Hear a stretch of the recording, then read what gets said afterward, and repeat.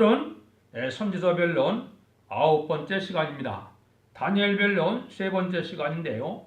8장부터 10장을 통하여 수양과 수용소에 대해서 또 70일의 비밀에 대해서 2300주와 비밀에 대해서 변론해 보도록 하겠습니다. 다니엘서 8장에는 이제 3절부터 보시면 수양과 수용소에 대한 다니엘의 환상이 나오죠. 이것은 여러분이 잘 아는 것처럼 이건 그 시대에 한 BC 3세기 정도 됐죠. 그때 이제 메데바사와 헬라 시대, 알렉산더 대왕 그 시대에 있었던 일로 1차적으로 예언 성취가 되었죠.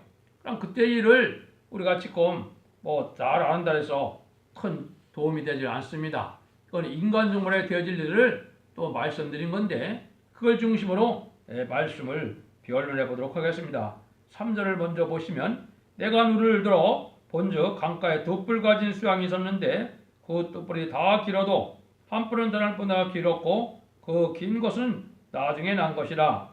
내가 본즉 그 수양이 서와 북과 남을 향하여 받으나 그를 당할 짐승 하나도 없고 그러나 능히 구할 리가 절대 없으므로 그것이 임으로 행하고 스스로 강대하더라. 내가 생각한 때 한 수염소가 서편에서부터 와서 온 지면에 두루 다니되 땅에 닿지 않으며 그 염소 두는 사이에 현저한 뿔이 있더라. 이 내용을 8장 20절에 보면 설명을 하셨거든요. 네가 본 바 돛불 가진 수양은 메대와 바사 왕들이요 털이 많은 수염들은 헬라 왕이요 두는 사이에 있는 큰 뿔은 그 첫째 왕이요 이렇게 말씀을 해놓으셨죠.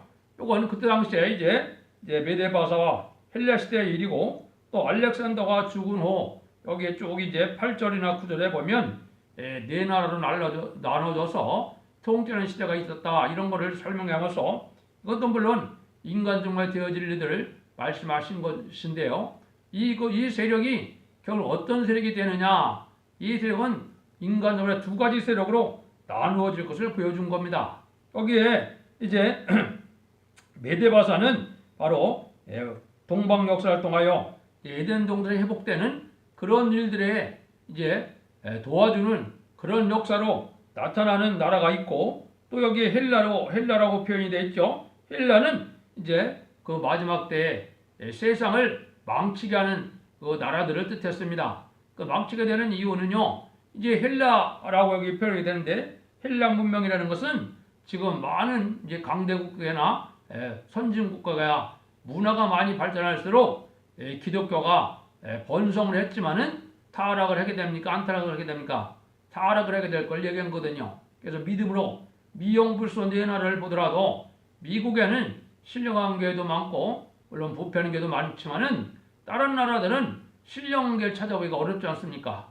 영국이나 프랑스나 소련은 말할 것도 없고요. 이걸 보면 그 자체가 바로 뭐예요? 세상이 하나님의 말씀으로 또 주님을 의지하여 하늘을 바라봐야 살 수 있는 것인데 지금 어떻게 됩니까? 과학만능, 물질만능, 더구나 유물론 공산주의 사상이 변질되어 침투했으므로 이제 세상 사람들은 그것만 물질만 가지면 살 것 같고 또 돈만 있으면 살 것 같은 그런 배금주의 사상으로 되어 있거든요. 이게 다 망할 세상이 되는 거거든요.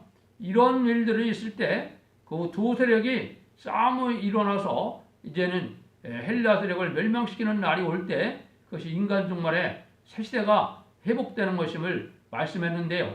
요 성경만 가지고는 물론 또 그거를 잘 알 수가 없겠죠. 그거는 스가랴 1장과 9장에 그런 말씀이 나오는데 이걸 조금 더 설명드리고 한번 살펴보도록 하겠습니다. 그래서 다니엘 7장의 4대 강국도 이제 마찬가지였지만 그 시대에 4대 강국은 별 의미가 없다고 그랬죠.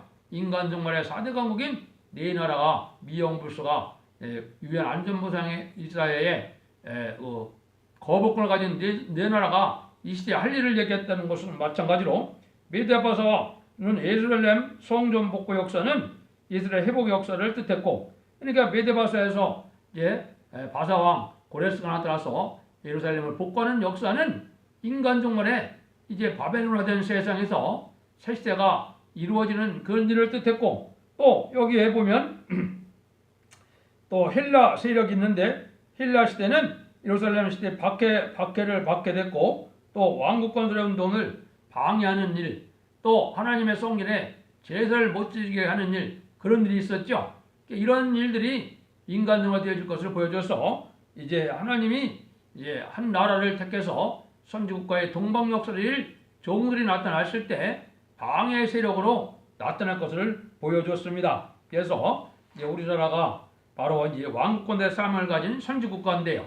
여기는 이제 이 마지막에 예언의 변론을 통하여 새로운 종들이 일어날 때 이거를 도와주는 세력과 이걸 방해하는 세력이 인간 정글에 크게 나눠질 것을 얘기한 겁니다.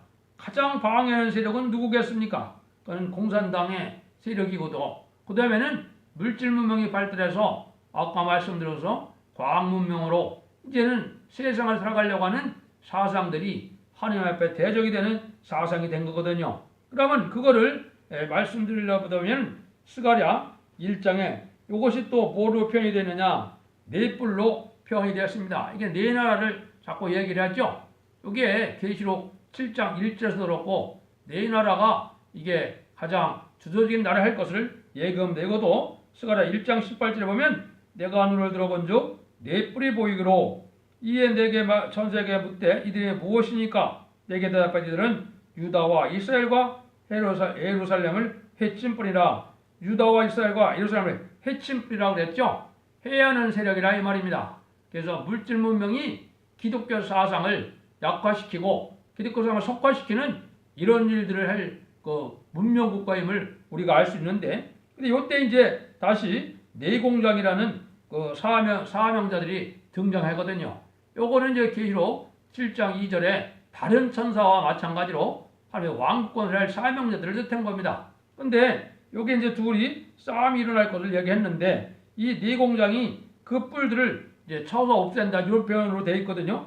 내가 가로되 그들이 무엇들어 왔나이까 하면 대답하되 가로되 그들 그 뿔들이 유다를 해쳐서 사람을 능히 머리를 들지 못하게 하며 이 공장들이 와서 그것들을 두렵게 하고 이전 뿔들을 들어 유다 땅을 해친 열국의 뿔을 떨어뜨려 하느니라 하시더라 이렇게 얘기했죠. 그래서 이 내공장이라는 건 새로운 말세 사명자를 뜻했고 내천사는 인간적의 4대 강국을 뜻했는데 이들이 싸움을 이루게 되는데 결국 누가 이긴다고요? 이게 하나님의 이제 내공장 사명자가 이기게 된다. 이것이 이제 계시록에는 다른 천사로 표현이 되어 있습니다. 요걸 이제 더 구체적으로 설명한 것이 스가랴 9장인데요. 스가랴 9장은 여러분이 아시는 것처럼 예수님이 예루살렘에 나귀를 타고 오는 그런 일이 있을 것을 얘기했죠. 그래서 초림주의 예수님은 겸손함으로 나귀 새끼를 타고 언론이 있었는데 그 일들이 있고 난 다음에는 바로 무슨 일이 있느냐? 여기에 보면 13절에 보면 이제 그런 일이 있고 난 다음에 내가 유다로 당긴 화를 삼고 에브라임으로 먹인 자를 삼았으니 시온아 네가 내 자식을 격동시켜 헬라 자식을 치게 하여 너로 용사하여 칼과 같게 하리라. 유다 사람들이 일어나서 이 헬라를 치게 된다 이 말이죠. 요건 말은 뭐냐? 요건 이제 구체적인 어떤 뜻이 있느냐? 16절에 거기 나옵니다. 이날에 그들의 하나님 여호와께서 그들을 자기 백성의 양떼같이 구원하시리니 그들이 멸류관의 보석같이 여호와 땅에 빛나리라. 여호와 땅에 빛나는 일이 있을 것을 얘기했죠. 이걸 아름다운 에덴 동산 회복 시대가 오는데 그 헬라를 친 그 사명자들은 멸류관의 보석과 같이 빛난다 이 말입니다. 이거는 인간 종말에 이제 아마겟돈 전쟁을 통하여 세상을 멸망시키고 새로운 천년왕국을 이룰 사명자들을 뜻했거든요. 이걸 본다면 여기서 이제 아까 말씀드린 것처럼 두 가지 해석이 다 끝난 겁니다. 그래서 여기 메데바사와 헬라의 그 일들이 세력이 양대세력으로 나와서 인간 종말에까지 이루어갈 역사할 것을 보여줬다 이렇게 볼 수 있는 겁니다. 그래서 이제 말세 사명자의 무리는 네 공장이 되어서 그러나 그 무리가 나중에는 14만 4천 명이 되고 미영불소가 이제 강대국이 돼서 3세대를 일으켜서 나중에 한 나라가 이제 아마겟돈까지 가게 되므로 공산당 세력은 마지막까지도 이걸 반대하다가 멸망의 대상이 되고 심판의 대상에서 멸망할 것을 보여준 겁니다. 이게 이제 우리나라를 본다면 그러한 아마겟돈과도 전쟁 같은 것도 같은 그런 일들이 우리에게 벌어지는 것은 바로 이 헬라 문명과 또 이제 물질 문명이죠. 물질 문명 이런 문명과 공산당인 아수르인 북한 정권과 또 거기에 동조하는 이 협상 정권 이게 악의 세력이거든요. 악의 세력과 이제 인간적으로 기독교의 참된 기독교의 역사가 나타나는데 이게 이제 하나님이 합당치 않은 데를 멸망시키는 일을 하거든요. 그것이 공산당을 들어서 이제 남한의 음란부패 사치 타락한 용공협상자들, 우상숭망자들을 멸망시키고 공산당은 말세종의 초능력적인 역사로 기도의 응답으로 천군천사가 도와서 이루어 북진멸공통하여 선지국가 될 것을 보여준 겁니다. 그런 시절이 이제 우리 눈앞에 다가온 때가 된 겁니다. 그런 일들이 이루어지는데 인간종의 대질들 중에 이제는 어느 때까지 그런 일이 이루어질까 이걸 얘기하는데 8장에 이제는 13절 14절에 보면 그 말씀이 나옵니다. 내가 들은즉 거룩한 자가 말하더니 다른 거룩한 자가 그 말하는 자에게 묻되 이상에 나타난 바 매일 드리는 제사와 망하게 하는 제약에 대한 일과 성소와 백성이 내어준 바 되며 짓밟힐 일이 어느 때까지 이룰고 하매 그가 내게 이르되 2300주야까지니 그때가 성소가 정결케 함을 입으리라 하였느니라. 여기 보면 이제 인간종물의 이러한 양대 세력이 큰 쌍을 벌이다. 이게 정한 때가 있다는 거죠. 정한 때가 있는데 매일 드리는 제사가 폐한다. 요거는 이제 3차 대계전 후에 공산당 세력이 전세를 좌지할 때는 후 3년만 들어갈 때 이제 하나님 앞에 예배를 전혀 드릴 수 없는 시대가 오거든요. 요때 이제부터 들어가서 언제까지 이룬다고요? 2300주야가 이룬다. 그래서 2300주야를 이루는 일이 있을 것이다. 이걸 보이는 거죠. 요거는 그때부터 진행돼서 그 역사가 진행되는 과정을 얘기했는데요. 요게 이제 일부에는 이제 계시죠. 다니엘서 12장에 말씀을 해놨거든요.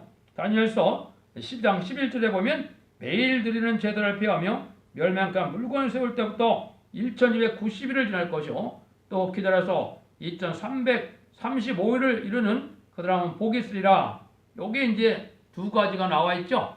그래서 후 3년 만에 1260일에서 30일을 더한 기간과 또 거기서 45일을 더한 기간이 지날 걸 얘기했죠.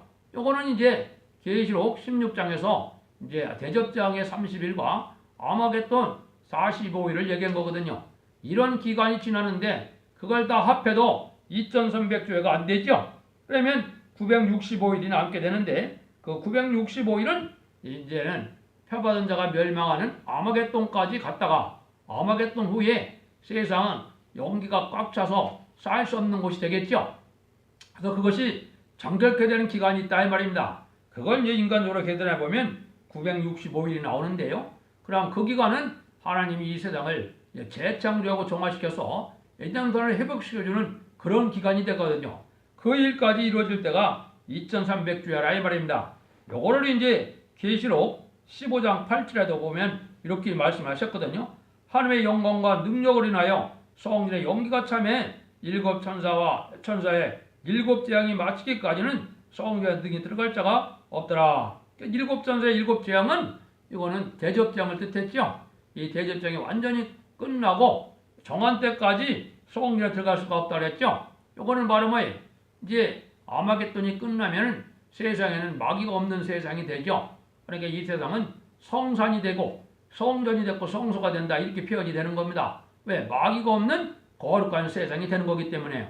그러니까 그때까지 능히 들어갈 자가 없다 그랬는데 요 기간이 이제 아까 말씀드린 것처럼 2300주야라 이 말입니다. 그래서 후 3년만 시작다부터 이게 완전히 에덴 동산으로 회복되는 것까지 아마겟돈 후에 그 기간 동안은 이제 후 3년 반 대접재앙 아마겟돈 그 다음에 이제 회복되는 기간 요 기간이 2300주야가 걸린다 이 말입니다. 그래서 그 시대 이후는 이제 천년평화왕국이 와서 예수님이 만왕의 왕으로 오셔서 의로운 통치시대인 안식시대가 되는 것을 뜻한 겁니다.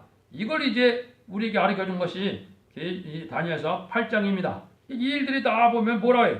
오랜 후에 이래 것이라고 그랬죠? 그러니까 지금 얼마나 오래 지났습니까? 이게 한 2700년 가까이 지난 거죠.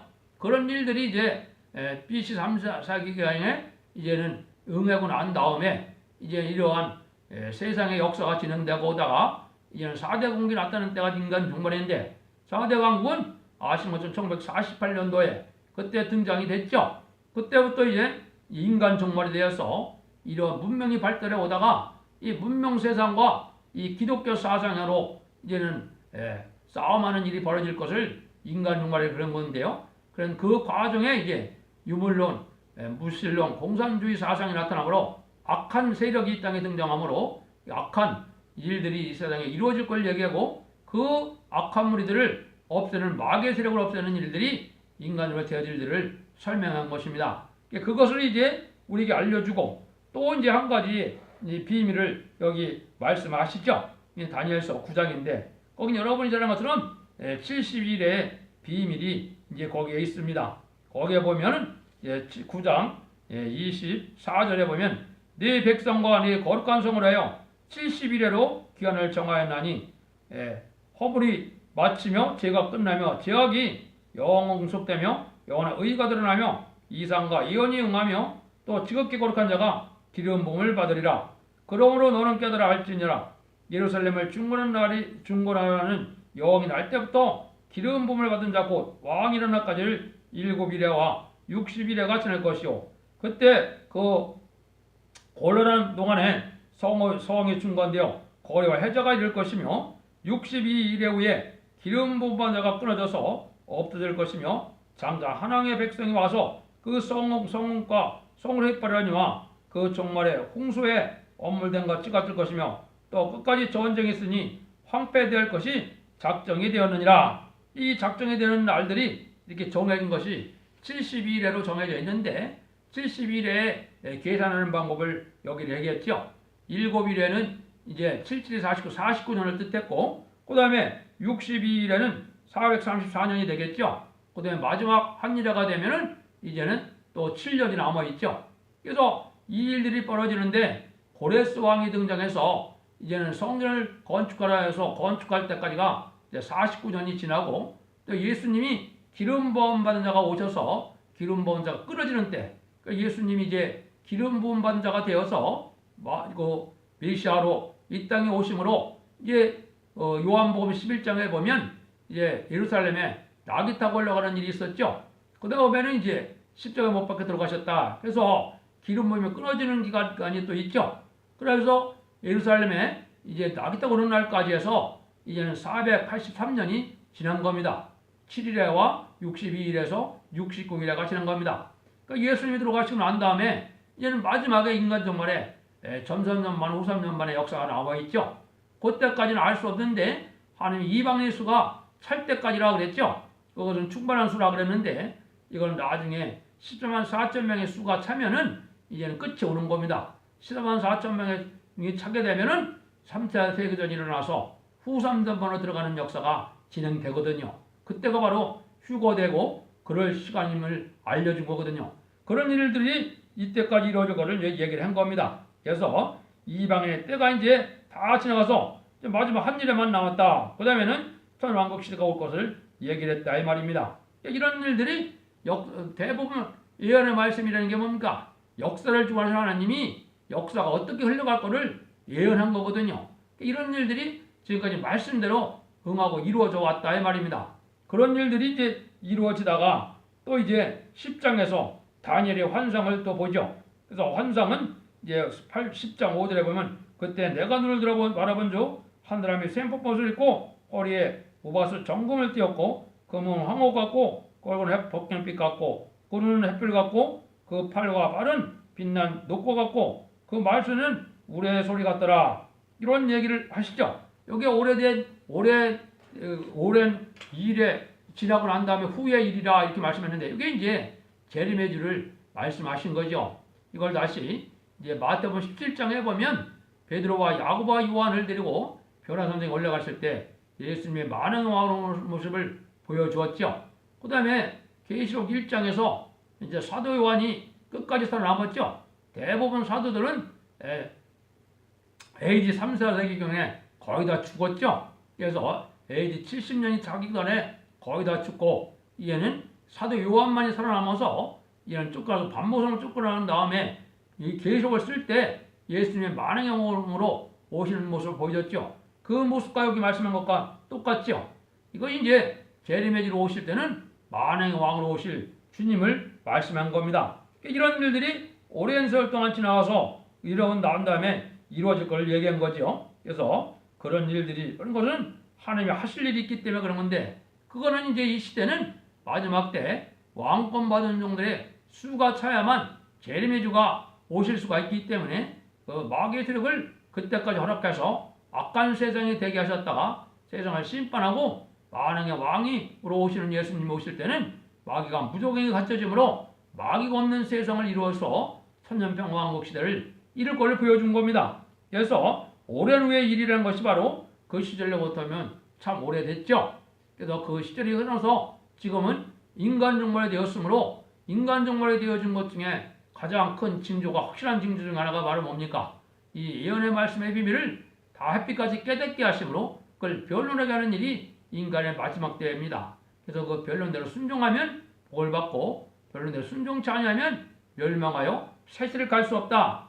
이게 인간의 하나님의 공의를 베푸는 마지막 일이고 그 공의를 베풀어야 완전한 산행이 이루어지므로 합당한 자들이 복을 받게 될 것을 우리에게 보여준 겁니다. 이런 일들로 이제는 이것이 다 진행되어 오다가 이제 11장에 가면은 인간 정원의 마지막 전쟁이 있을 것을 얘기했는데요.